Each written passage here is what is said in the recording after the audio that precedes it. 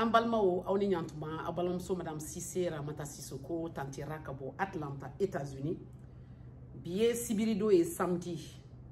octobre, Kalout l'État, année chérie, le 18 octobre 2025.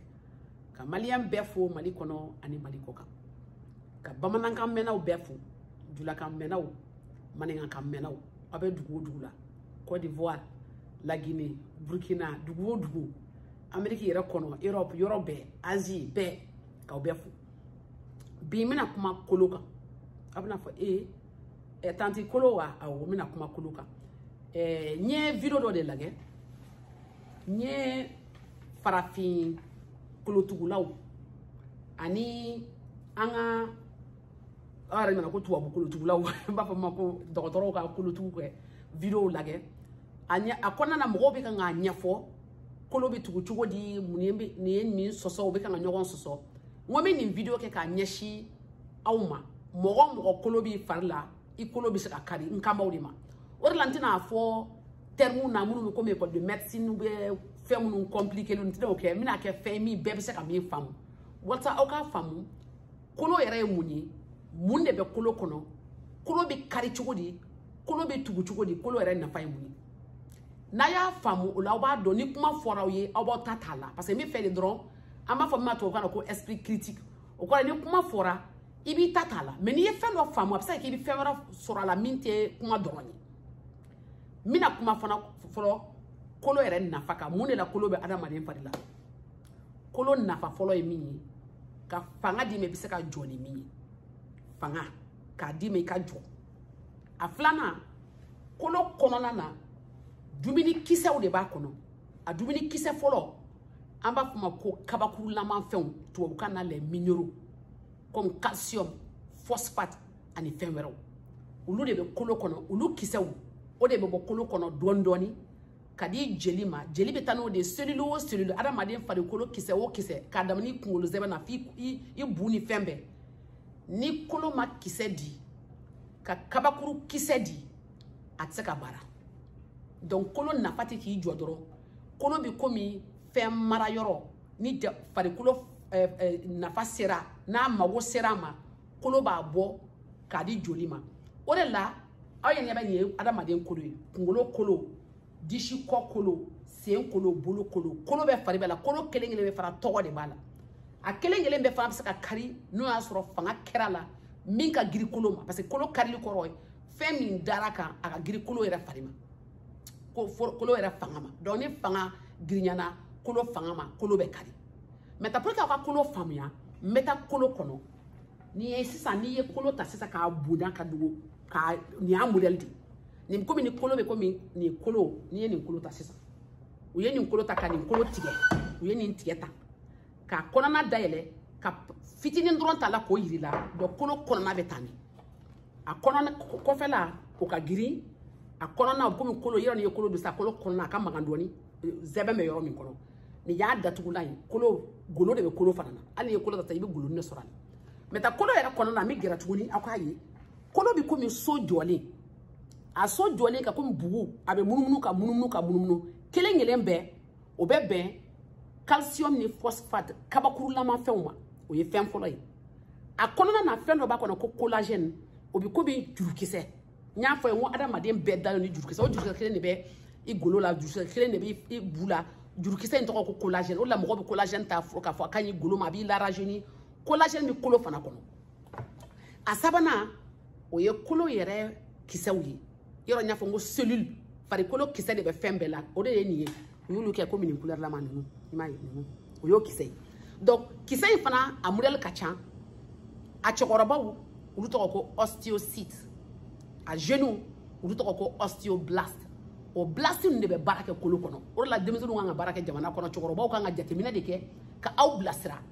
donc ostéocyte ninnu bɛ denmisɛnninw de bilasira olu ka baara ye mun de ye olu bɛ dumuni min I b'a kɛ o dumuni diya kisɛ o ostéoblast ninnu b'o de ta ka kolo jɔ n'a ye komi n'i ye kogo jɔ n'i ye kogo jɔ sisan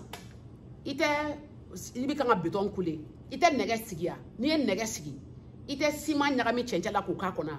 bon nɛgɛ min I b'a sigi o de bɛ ko komi kolo collagène o ye kolo jurukisɛ de ye mais ta béton ni ba nyagami ciment ni chenchen o de calcium ni phosphate o de be boakan ka kolo jo o de la kolo jale do comme kabakuru jale comme béton jale parce que jurukisa ni collagène ciment ani chenchen o calcium ni phosphate ni fenwore magnesium fenchama bala be comme kabakuru mi ba ta kenema de o kabakuru kilenu o de la kolo dale ni kabakuru la jale do jurukisa ni mi ba kono o collagène o de ba to abi nyogo mine metani kolo karla mune beke ngani kolo ta sa nga kari o koraye kabakuru karla jurukisa mi me kari sa o de be boka nyogo mine ni kolo sigira nyonka o de la ni bi kolo tugu ke farafin kolo tugu do wo tubabu kolo tugu do wo abafama ki ba immobiliser o koraye ki ba jo wata kana bouger muna iboke o la jurukisa mi bora nyogo na ulu bi se ka sira soro ka ta nyogo mine tuguni o la be ni bi kolo tugu sa ni ya jege ndo ni dro ati kolo be bo ma be jege o koraye di kan ki kolo shi kalage ni kolo be sigi nyonka ni ma kolo immobiliser ni ma kolo flasher nyonka atika sigi chuko katu ndo na tuwashi donc imana ke fem fonye iye tu fo wo iye ta fo wo iba sigi nyonka wasa jurukisa flying de ka nyogo mine u ka do nyogo na kolo ka se ka sigi o la osteoblast no jeune la ma cellule jeune mun ba kono ulu be minke ulu be calcium ani phosphate o kise o briquide ko sigi collagène ni nyonje abna foko obe boro dume obe bobe dumini min kedi o la ni mo kolo karla obe dumini datigima parce que ni ma dumini ke kolo tseka nyogo mino o ba foka ye she tubi kadama ka supu ni fondama parce que dumini kise o de beti kono o de beta joli sera kono pourquoi joli sera parce que kolo yera kono joli be kolo kono imagine ni kolo ta sesa o ye ni samaka pourquoi ka hydro ni digili no ta komi tanjugo ya mais ni ya bo iba ye kwa fo kogonu ne jojo le meka cercle ka du nyogo kono ba gere tout pourquoi kai ima obi nyogo kono meta ni ne kolo kise farikolo cellule nous to ko osteocyte ni osteoblast nous o le be ka tangwa donc kolo mi be sigi nyogo kan parce que kogonu ne do sigi comme ne ko kelenta ka koko flana ka fla terani mun ba kana ima terani o terani nu de collagène o de jurukise donc ni kolo be tugu na sigira nyogo kan abe nyogo mine jago ya de parce que jurukise do mun nyogo no bora nyogo na maintenant mo mi ba foko est-ce que mon ba fo tutu ni tata non est-ce que abe fenye o ye kweto psychologique o hakili de parce que hakili ba ira ka fo ni mo dale me mo la i dale me femina na fora i kungolo kona be comme o de dukaso anote o ye science de o te comme no asoro o farafin furakeli no ni mo kuma na sisa ni tara mo bara ki kolo tu dimi be se ka buika nuna parce que hakili be dimi bo parce que dimi ye hakili de c'est psychologique dimi te physique tout monde ko do be kila be digila mais ko wala be ke o be digila tellement bi na doy ko parce que dimi c'est hakili de do fura mi dima fana fura be dima ngolo zeren fura abe do de foro ko sinon fura be adama de fadi ngolo be kono kuma be se ka fura yere ke parce que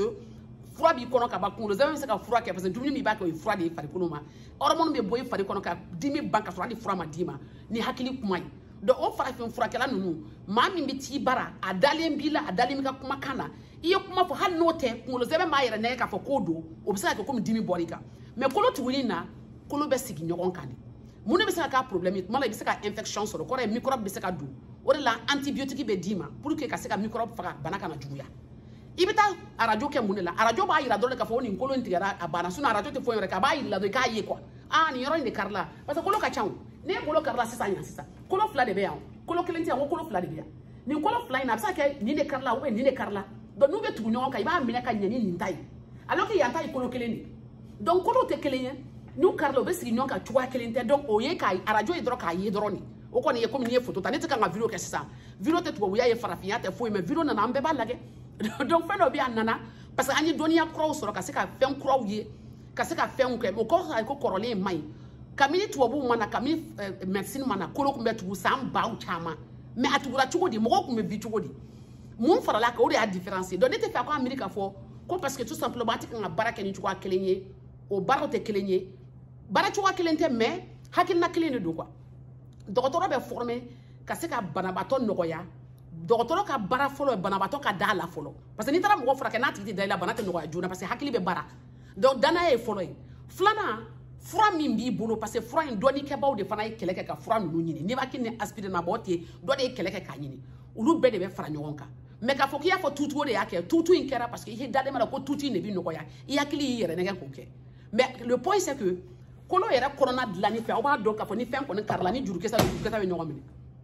a k'a dɔn k'a fɔ n'i ye dumuni kɛ fana dumuni kisɛ min bɛ t'i kɔnɔ selili minnu b'i kɔnɔ farikolo kisɛ u b'o dumuni kisɛ de ta k'o de don ɲɔgɔn na k'i dilan n'o ye k'i ka so jɔ n'o ye k'i farikolo jɔ n'o ye Voilà, j'espère que vous famille sur Oldna. A kan ben se wɛrɛ donc ye nin kɛ pour que aw minnu bɛɛ kulo bɛ kɛ sa ka se ka nin faamu vidéo janya na dɔɔni bɛn c'est pas grave o tɛ ya love dɔrɔn don k'an bɛn se wɛrɛ